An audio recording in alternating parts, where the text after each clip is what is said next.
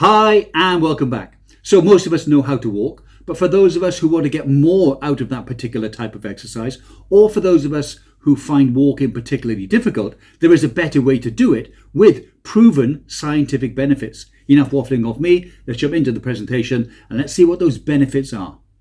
This is a review of a piece I read that was penned by Jack McNamara and published in The Conversation, where he sets out the scientifically proven benefits of walking backwards, running backwards, and or pulling weights backwards.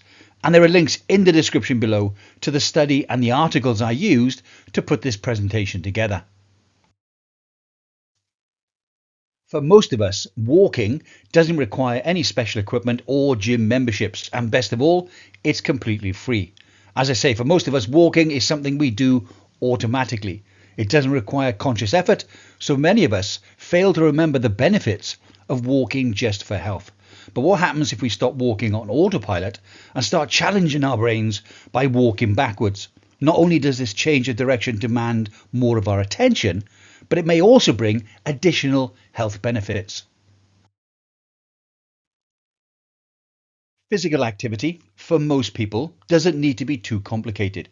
Whether you're regularly active or not, even a brisk walk daily can deliver a host of health benefits and can count towards the World Health Organization's recommended minimum of 150 minutes of aerobic activity every week. That's a brisk 20-minute walk every day. That should be possible for most people. But the urge to sit and relax, having sat at a desk, at work or in school, for a lot of people is unfortunately too hard for them to fight.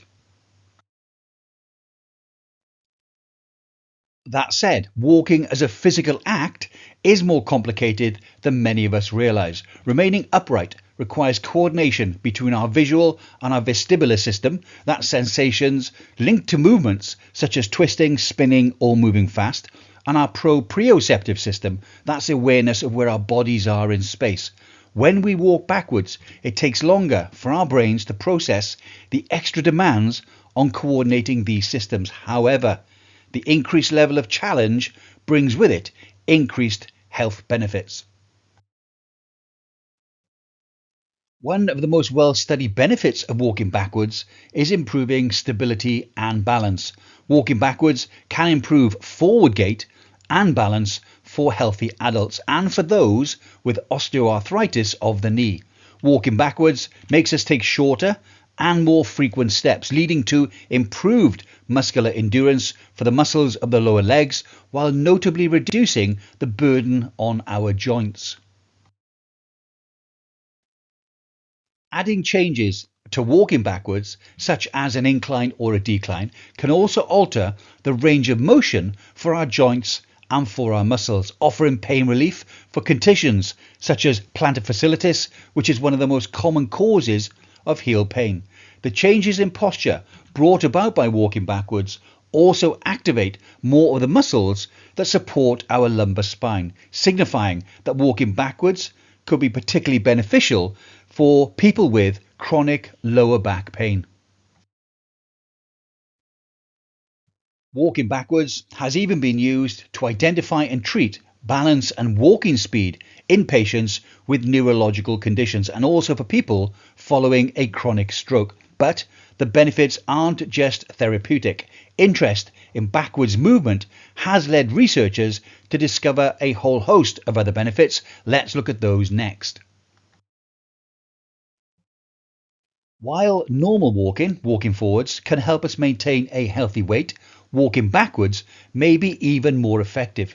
Energy expenditure when walking backwards is almost 40% higher than walking at the same speed forwards. That's 6.0 METs versus 4.3 METs. The MET is an objective measure of the ratio of the rate at which a person expends energy relative to the mass of that person. In one study, it showed reductions in body fat for women who completed a 6-week backwards walk or run training program. Once you become more confident with walking backwards, progressing to jogging and running can further enhance the physical demands. While often studied as a rehabilitation tool, running backwards increases the strength of crucial muscles involved with straightening the knee, which not only carries over to injury prevention, but also our ability to generate power and athletic performance. Sustained backward running decreases the energy we expend when we run forwards. These improvements in running economy are even beneficial for experienced runners with an already economical running technique.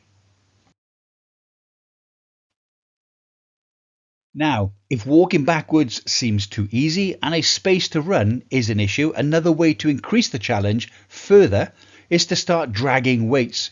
Increasing the overall load increases the recruitment of knee extensor muscles while placing heavy demands on your heart and your lungs in a short space of time.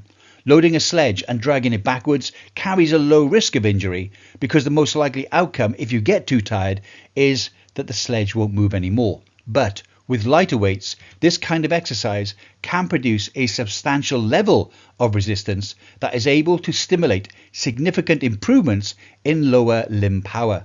Dragging weights with as little as 10% of total body weight has led to improved sprint times among young athletes. Now, walking backwards is simple, but that doesn't mean that it is easy. So how can you add walking backwards into your exercise regime? When walking backwards, we're more likely, obviously, to hit obstacles and hazards. So in the interest of safety, it's best to start indoors or on a running track where you won't crash into someone, or even outside in a flat, very open area. Slow progression is the key, and you should resist the urge to contort your body and try to look over your shoulder. Keep your head and chest upright while reaching back with your big toe for each step, rolling through the foot from toe to heel. Once you become more confident walking backwards, you can begin to speed things up and even transition to a treadmill, being sure to use the handrails as and when necessary. If you're going to add weights for stability, start light and focus on multiple sets rather than prolonged distances. Always maintain good form and start with distances below 20 meters. For those of you still living in the 70s, 20 meters is 65 feet and 61 inches.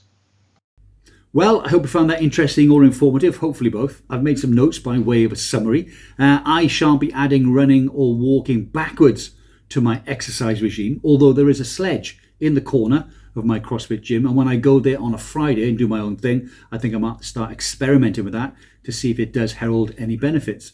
I think remaining mobile and maintaining or building muscle as we get older is key to extending our lifespan if possible, but definitely to extending our health span. And for those people that feel pain and find it difficult to walk or run forwards, then maybe try running or walking backwards to see if it does herald any benefits.